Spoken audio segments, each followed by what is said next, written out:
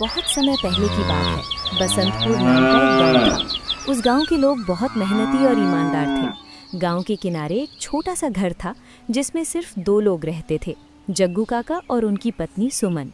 उनका एक बेटा था जिसे उन्होंने पढ़ने के लिए शहर भेज दिया था, क्योंकि उनका सपना था कि उनका बेटा उनके जैसा काम ना करे। जग्गू काका गांव के चौपाल पर मलाईदार बटर पनीर और मसाला चावल का ठेला लगाते थे। लोग दूर दूर से उनके ठेले पर बटर पनीर खाने आते थे। काका रोज सुबह उठते और सबसे पहले बाजार जाकर ताज़ा पनीर और सब्जियां खरीद कर लाते। फिर पनीर को देसी मसालों और मक्खन के साथ धीमी आंच पर पकाते।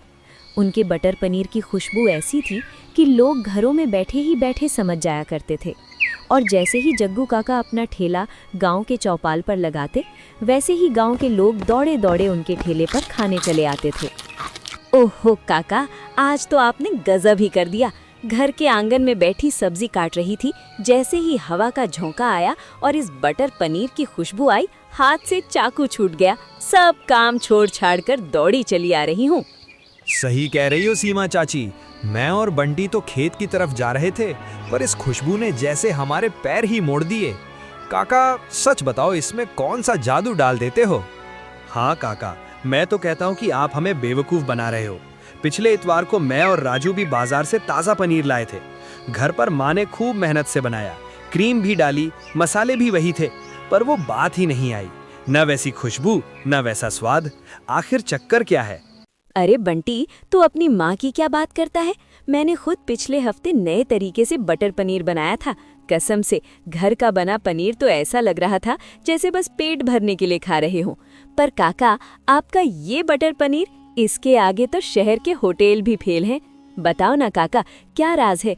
कौन सा गुप्त मसाला है जो आप शहर से मंगवाते हो? अरे बिटिया, अरे राजू बेटा, काहे को मुझे शर्मिंदा कर रहे हो? मैं बूढ़ा आदमी क्या राज छुपाऊंगा। कोई गुप्त मसाला नहीं है, बस वही देसी मक्खन, पिसी हुई मिर्च और थोड़ा सा कसूरी मेथी है। नहीं काका, ये मानने वाली बात नहीं है। राज तो कोई गहरा है। अब देखो ना, सीमा चाची इतनी अनुभवी हैं, वो कह रही हैं कि उनसे वैसा नहीं बना, बंटी के घर वैसा नहीं बना, तो फिर आप ही के हाथों में ये बरकत क्यों है? लोग तो कहते हैं कि आप इसमें कोई जड़ी बूटी डालते हो। भाई, मुझे तो लगता है काका की हांडी में ही कोई तिलिस्म है। राजू, पनीर खरीद कर घर ले जाने और पकाने की झंझट पालने से तो अच्छा है कि यहीं आकर खा लो। देखो, सिर्फ 40 रुपए प्लेट है। ना बर्तन मांजने का दुख, ना मसाला पीसने की आफत। बस 40 रुपए दो और स्वर्ग का स्वाद ले लो। बात तो सही है बंटी, 40 रुपए में इतना स्वाद कहीं नहीं मिलेगा। काका, आप बस ये बता दो कि हम घर पर जब बनाते हैं तो पनीर कड़ा हो जाता है और आपका पनीर मक्खन जैसा मुलायम रहता है, पर टूटता नहीं, क्यों? हाँ काका, बताओ ना, आखिर हम सब भी तो आपकी अपनी ही हैं। क्या आप हमें अपना ये राज नहीं बताओगे? हमें भी तो बताओ कि वो खुशबू कैसे पैदा की जाती है जो आधा किलोमीटर दूर तक लोगों को खींच लाती है। अब तुम सब पीछे ही पड़ गए हो तो सुनो, क्या राज बताऊं बेटा, बस तुम सबका प्यार है और कुछ नहीं। मैं जब सुबह अंधेरे में उठकर बाजार जाता हूं तो यही सोचता हूं कि मेरे गांव के बच्चे और बेटियां इसे खाएंगे।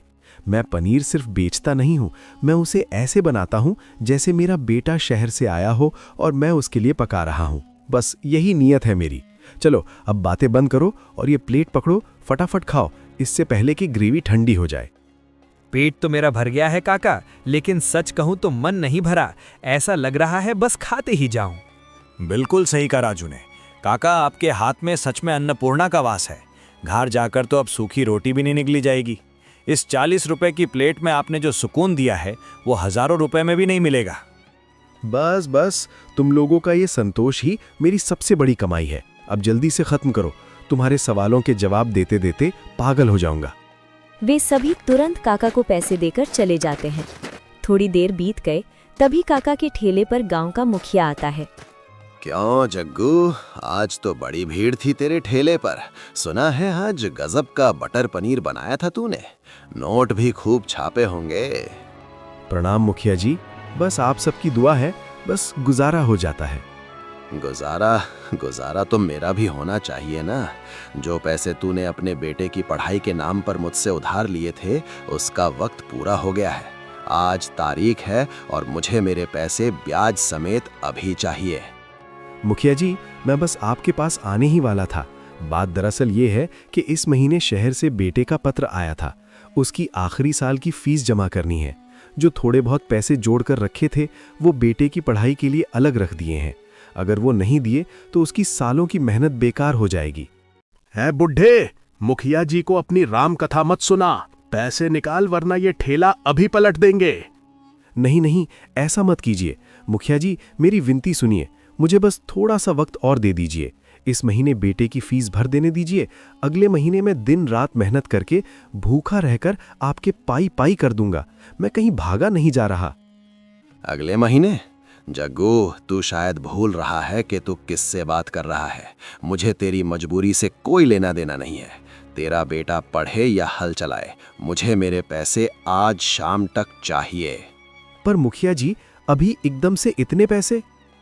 कान खोल कर सुन ले। अगर आज शाम तक मेरे पैसे मेरे हाथ में नहीं आए तो ये ठेला, तेरा वो छोटा सा घर और वो जमीन जिस पर तू सर छुपाता है, सब मेरे कब्जे में होगा। फिर मत कहना कि मुखिया ने रहम नहीं किया। मुखिया जी, ऐसा अनर्थ मत कीजिए। वो घर और ये ठेला ही मेरी जिंदगी है। मैं इंतजाम करूंगा। ठीक है, शाम को सूरज ढलने से पहले मैं हवेली पर तेरा इंतजार करूंगा। याद रखना, खाली हाथ आया तो सर छुपाने को छत भी नसीब नहीं होगी। ठीक है मुखिया जी, शाम को मैं खुद आपके सारे पैसे लेकर आपकी हवेली आऊंगा। चाहे मुझे कुछ भी करना पड़े, मैं आपका कर्ज उतार दूंगा। ये मेरी जुबान है और जग्गू अपनी जुबान से कभी पीछे नहीं हटता। इतनी बात सुनकर मुखिया वहां से चला जाता है और फिर थोड़ी देर में काका भी अपना ठेला बंद करके घर चले जाते हैं। क्या बात है जी, आज चेहरा इतना उतरा हुआ क्यों है? सब ठीक तो है ना? बाजार में किसी से अनबन तो नहीं हुई? सब खत्म हो गया सुमन, सब खत्म हो गया। आज मुखिया आया था, उसने आज शाम तक की मोहलत दी है। कहता है या तो पैसे दो या फिर घर और ठेला छोड़ दो। पैसे? पर वो पैसे तो हमने बेटे की आखिरी फीस के लिए जोड़ कर रखे थे ना? क्या आपने उसे नहीं बताया कि लड़के का आखिरी साल है? बहुत हाथ पैर जोड़े, उसके अपनी पगड़ी तक उतार कर रखती, पर उस पत्थर दिल को पसीजते न देखा। उसे बस अपने ब्याज से मतलब है। मैंने उसे जुबान दे दी है कि शाम तक पैसे चुका दूंगा, वरना वो हमें इस घर से निकाल देगा। ले लीजिए, इसमें वो सारे पैसे हैं जो हमने पेट काट कर बेटे की पढ़ाई के लिए रखे थे। नहीं सुमन, ये पैसे हमारे बेटे के सपने हैं। अगर ये मुखिया को दे दिए तो उसकी फीस कैसे जाएगी? उसकी पूरी मेहनत मिट्टी में मिल जाएगी। मैं ऐसा नहीं कर सकता। कोई बात नहीं जी, हिम्मत मत हारिए। आप ये पैसे ले जाकर मुखिया को दे दीजिए। आगे जो होगा देखा जाएगा। शायद भगवान को यही मंजूर था। अगर हमारे बेटे की तकदीर में कुछ लिखा होगा तो वो भूखा रहकर भी पढ़ लेगा, और अगर नहीं लिखा तो पर इस उम्र में मैं आपको दर दर भटकते नहीं देख सकती। आप मुखिया का कर्ज उतारिए। तू बहुत बड़ी हिम्मत वाली है सुमन, मुझे माफ कर देना। मैं अपने बेटे के लिए कुछ न कर सका। ऐसा मत कहिए। आप मुखिया को पैसे दे आइए। मेरी ममता का आशीर्वाद बेटे के साथ है। रास्ता ईश्वर खुद निकालेगा। काका तुरंत पैसे लेकर मुखिया के घर जाते हैं और अपना सारा कर्ज मूल ब्याज सहित देकर वापस आ जाते हैं। फिर अगले दिन काका फिर से अपना ठेला गांव के चौपाल पर लगा देते हैं। लोग आते हैं, खाते हैं, लेकिन काका के चेहरे पर उदासी छाई रहती है। धीरे धीरे 2-4 दिन बीत गए और फिर एक दिन काका अपना ठेला उसी जगह लगाए रहते हैं। तभी उनका बेटा अभय शहर से वापस आ जाता है। काका इतना देखकर बहुत दुखी होते हैं। अभय बेटा, तू इस वक्त यहाँ कैसे? अभी तो तेरे इम्तिहान और आखिरी फीस का वक्त था। हाँ पिताजी, मैं आ गया। माँ ने सब बता दिया है। तू आ गया बेटा।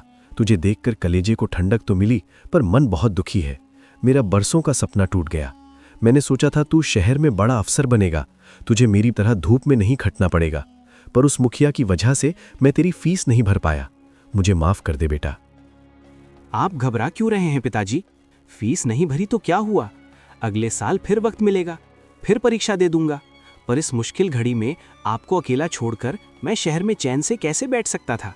अब मैं यहीं रहूंगा आपके साथ। पर बेटा तू यहाँ क्या करेगा? लोग क्या कहेंगे?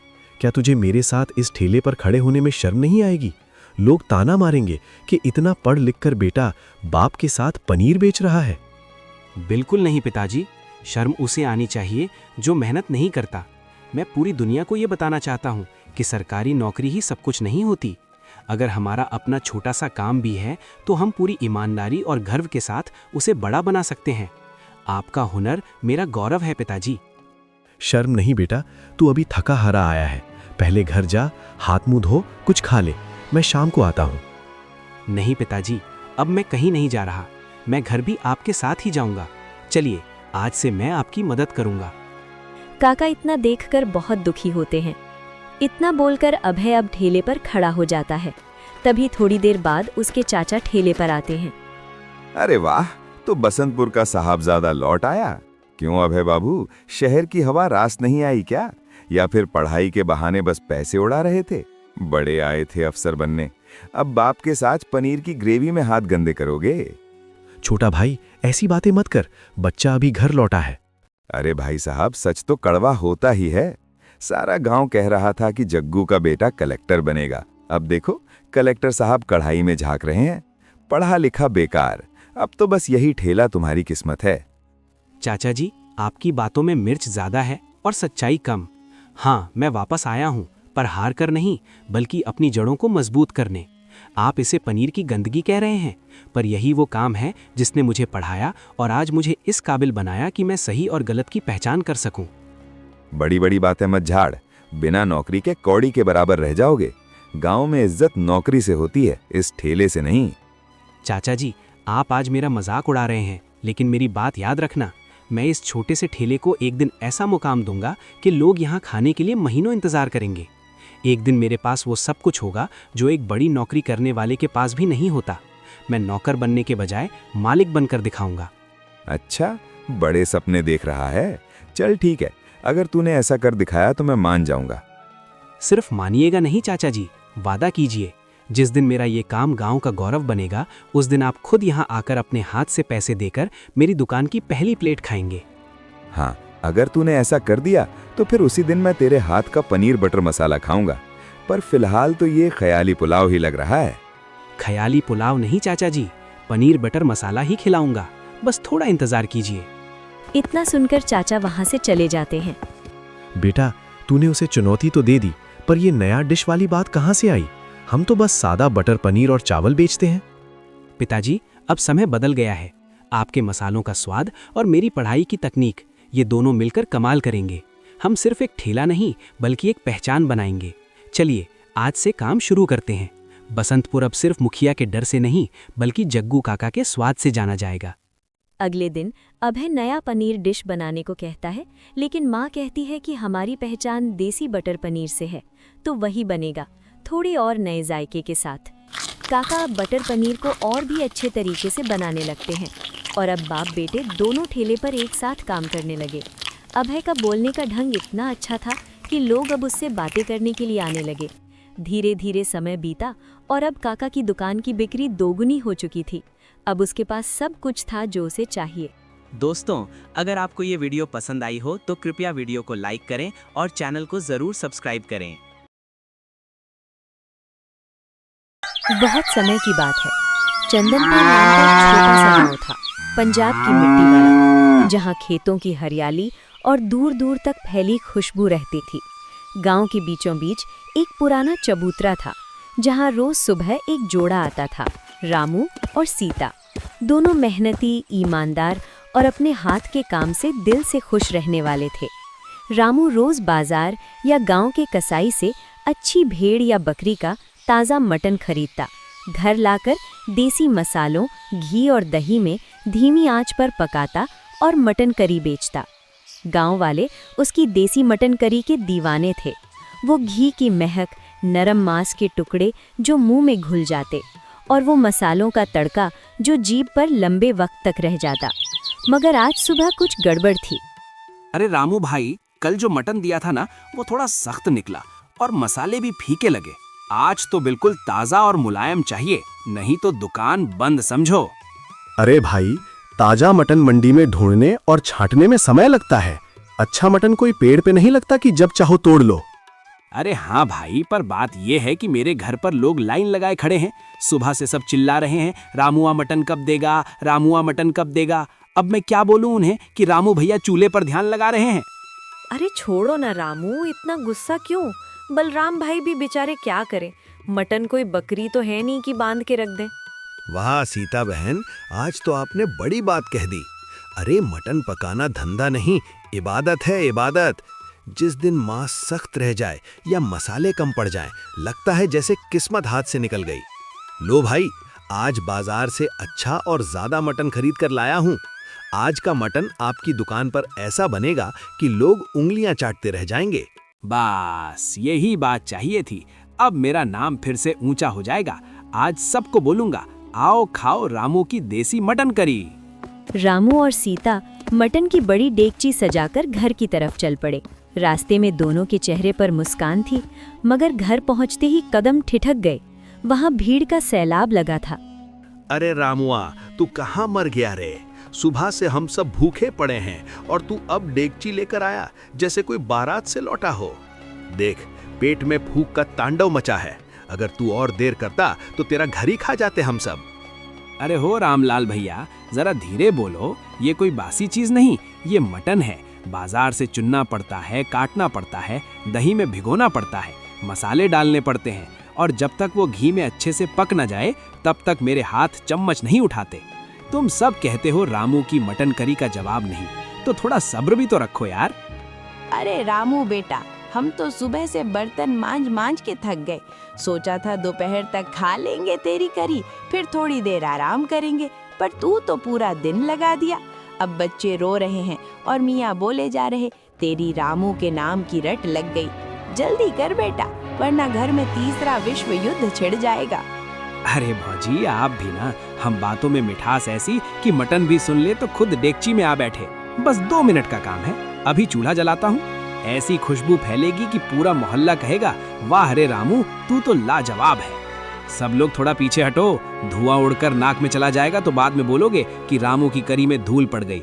अरे शांत रहो सब, कोई भागा नहीं जा रहा। हर किसी को मिलेगा और सबको बराबर मिलेगा। बस थोड़ा धैर्य रखो, भगवान कसम रामू सबका पेट भर देगा। हे सीता भौजी, तुमको देखकर तो अब भूख और बढ़ गई। ऐसी बात करती हो कि लगता है मटन नहीं, कहानी खिला दो तो भी मजा आ जाए। अरे लाज रखो ना भैया, दिन दहाड़े सब देख रहे हैं, मटन की बात करो, बाकी बातें रात को अपनी मेहरारू से करना। रामू झटपट अंदर गया, लकड़ी का चूल्हा जलाया, घी डाला और बोला, ऐ सीता, मसाले लाओ जल्दी। देखो जनता का धैर्य जवाब दे रहा है, कहीं ऐसा न हो कि भूख में सब मेरा ही सिर पका लें। ले आ रही हूँ रामू, बस ध्यान से। घी गर्म हो जाएगा तो हाथ मत डाल देना। पिछली बार जैसे जलाई थे 3 दिन तक उंगलियां फूली रहीं। अरे वो पुराना किस्सा है, अब तो मैं मटन पलटने में ऐसा उस्ताद हूँ कि घी भी सलाम ठोकता है। घी गर्म हुआ और जैसे ही मटन डेगची में डाला गया, पूरा माहौल महक उठा। सुगंध ऐसी कि लोगों के मुंह से आवाज निकली, अरे वाह, अब तो जान आ गई। रामू का हाथ सोने का है रे। इतनी खुशबू तो फूल में भी नहीं होती जितनी तेरी मटन करी में होती है। भगवान करे तेरी दुकान पर कभी धुआं ना बुझे और तेरी डेगची कभी खाली न रहे। इतना सुनकर रामू बाहर आता है। भौजी, ऐसे बोलोगी तो आंखें भर आएंगी। हमारा तो बस एक ही सपना है, लोग खाएं, पेट भरें और खुश होकर जाएं। नाम की लालच नहीं, बस इज्जत बनी रहे और गांव बोले रामू सच्चा है, मेहनत वाला है। कुछ ही देर में मटन पक गया। गांव के सभी लोगों ने मटन करी खाई और चले गए। शाम होते ही रामू और सीता पूरी तरह थककर सो गए। अगली सुबह सूरज निकला। बाजार के किनारे हल्की धुंध छाई थी। रामू और सीता पहुंचे, मगर आज उनका पुराना कसाई बलराम भाई नहीं दिख रहा। भाई नहीं दिख रहा? कल तो बोला था सुबह जल्दी आ जाना, ताज़ा मटन दूंगा, अब खुद गायब। ये क्या बात हुई सीता? रोज का वक्त है और आज ना बलराम दिख रहा, ना उसकी दुकान खुली। चलो उसके घर चलते हैं, पूछते हैं क्या बात है, हो सकता है कोई मुसीबत हो। दोनों बलराम के घर पहुंचे। बलराम उदास बैठा था। अब बताओ भैया, मैं क्या करूं? मुखिया जी सुबह सुबह आ धमके, बोले पैसा दो नहीं तो दुकान बंद। मैंने तो बस मटन का धंधा चलाने के लिए उधार लिया था, अब इतनी जल्दी कैसे दूं? अरे बलराम भाई, क्या बात है, आज बाजार नहीं आए? हम सोच रहे थे कहीं बीमार तो नहीं। बीमार नहीं, मुसीबत बड़ी आई है। मुखिया से कुछ महीने पहले उधार लिया था मटन की दुकान और नए बर्तनों के लिए। अब वो आज ही पूरा पैसा मांग रहा है, नहीं तो दुकान और सामान उठवा लेगा। ये तो बहुत बुरा हुआ भाई। चलो पहले कुछ सोचते हैं। तुम्हारा काम बंद नहीं होना चाहिए। तुम मेहनती हो, गांव में सब तुम्हारे ताजे मटन का इंतजार करते हैं। बलराम भाई, हिम्मत मत हारो। भगवान ने मुसीबत दी है तो रास्ता भी देगा। हम तुम्हारे साथ हैं। सुनो बलराम, तुम परेशान मत रहो। कल सुबह भोर में हमारे घर चले आना। मैं तुम्हें कुछ पैसे दूंगी। फिर परसों से तुम बाजार में मटन लाना शुरू कर दो। जब मटन आएगा तो मैं अपनी दुकान फिर से खोल दूंगी। सब पुराने ढर्रे पर लौट आएगा। बस मन छोटा मत करो। ठीक है भौजाई, आप जैसा कहो वैसा ही होगा। मैं कल भोर में आपके दरवाजे पर पहुंच जाऊंगा। आपने इतना भरोसा दिखाया, इतनी बातें बोली, अब मैं आपके एहसान से कभी उभर नहीं पाऊंगा। आपने मुझे फिर से जीने की वजह दे दी। दोनों चुपचाप घर लौटे। घर पहुंचकर बातें करने लगे। सुनो रामू, अगर आज हमने बलराम की मदद नहीं की तो कल पछताना पड़ेगा। गांव में बहुत कसाई हैं जो सख्त या पुराना मटन देते हैं, मगर बलराम ने आज तक कभी एक भी खराब टुकड़ा नहीं दिया। उसी की बदौलत हमारी करी का नाम है। लोगों को भरोसा है कि रामू की मटन करी ताज़ी और मुलायम होती है, और वो भरोसा बलराम की ईमानदारी से बना है। हाँ सीता, तू बिल्कुल सही कह रही है। बलराम सीधा साधा है, गरीब है मगर दिल का अमीर। अगर उसका साथ टूट गया तो हमारी दुकान का नाम भी फीका पड़ जाएगा। कल सुबह ही उसे कुछ पैसे दे देना, बाकी मैं सोच लूंगा आगे क्या करना है। चल अब सो जा, बहुत रात हो गई, नहीं तो सुबह मटन भी अच्छे से नहीं पक पाएंगे। अगली सुबह बलराम दरवाजे पर खड़ा था। रामू भैया, जल्दी बाहर आओ। मुखिया आज ही दुकान लेने आ रहा है। अगर पैसे नहीं दिए तो सब खत्म। अरे पगले, घबराता क्यों है? लो ये पैसे, ये समझो तुम्हारा ही हक है। जब तक हालात ठीक नहीं होते वापस करने की कोई जल्दी नहीं। जब मन करे तब लौटा देना, बस बदले में मटन टाइम पर और ताज़ा देना। बलराम पैसे लेकर मुखिया के घर पहुंचा। क्या रे बलराम, कल तो कह रहा था 1 रुपया नहीं है, आज इतने पैसे कहाँ से? मुखिया जी, मैं सीधा आदमी हूँ, चोरी नहीं की। रामू भैया ने दिए। उन्होंने भरोसा किया क्योंकि मैंने कभी धोखा नहीं दिया। रामू, वही मटन करी वाला? अरे उसके पास इतना पैसा कहाँ से? कल तक तो घर की छत ठीक नहीं थी। मतलब वो अच्छा कमा रहा है। मटन करी बेच बेच के धंधा जमाया है। अब देखता हूँ उसकी दुकान कैसे चलती है। अब कुछ ना कुछ करना पड़ेगा। अगले दिन मुखिया ने अपना ढाबा खोला। मुखिया देसी मटन करी। बड़ा बैनर लगाया। पूरे गांव को फ्री में खिलाने का ऐलान किया। लोग उत्साह से गए। गांव वालों ने मुखिया की दुकान की मटन करी खाई, लेकिन किसी को भी मुखिया की दुकान की मटन करी पसंद नहीं आई। अगले दिन मुखिया की दुकान पर कोई नहीं आया। सब वापस रामू के पास लौट आए। मुखिया गुस्से में रामू के घर पहुंचा। अरे कल फ्री में पेट फाड़ के खाया, आज पैसे देने की बारी आई तो रामू के यहाँ चले आए। तुम गांव वाले बड़े चालू हो। फ्री दिखी तो आंखें चमक उठी। अब हिसाब लूंगा। तभी रामू और सीता बाहर आए। रामू बोला, मुखिया जी गुस्सा छोड़िए। आपने ढाबा खोला, मेहनत की, अच्छा किया, पर स्वाद सिर्फ मसाले, घी या पैसे से नहीं बनता। स्वाद उस दिल में बसता है जहां सच्चाई, मेहनत और अपनापन हो। हमने गांव वालों को सिर्फ मटन करी नहीं बेची, उनका भरोसा जीता है। वो भरोसा जो सालों से हंसते बोलते साथ बैठकर कमाया है।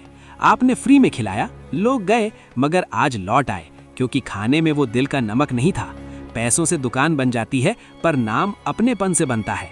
आप मटन करी बेच सकते हैं, पर वो मोहब्बत नहीं जो हम रोज चूल्हे के धुएं में डालते हैं। लोग हमारे यहाँ आते हैं तो उन्हें खाना भी मिलता है और अपनापन भी। हम कभी किसी को भगाते नहीं, हर किसी को भैया बहन कहकर बुलाते हैं। यही असली स्वाद है हमारे घर का। मुखिया चुप हो गया, आंखें नीची कर ली। सच कह रहे हो तुम दोनों। मैंने लालच में आंख मूंद ली। सोचा पैसे से सब खरीद लूंगा, पर प्यार और भरोसा कमाना पड़ता है। शायद यही मेरी गलती थी। अब समझ गया, असली जीत पैसे की नहीं, मन की होती है। चलता हूं, और हाँ, आज से किसी की मेहनत से जलन नहीं रखूंगा। मुखिया चला गया। रामू सीता की दुकान फिर से रौनक से भर गई। बलराम रोज ताजा मटन लाने लगा। गांव वाले खुश। देखो सीता, जब मेहनत और सच्चाई साथ होती है तो भगवान भी डेगची से खुशबू निकलवाता है। और अपनापन साथ हो तो नाम कभी नहीं मिटता। और इस तरह चंदनपुर में देसी मटन करी का स्वाद हमेशा दिलों में बसता रहा। दोस्तों, अगर आपको ये वीडियो पसंद आई हो तो कृपया वीडियो को लाइक करें और चैनल को जरूर सब्सक्राइब करें।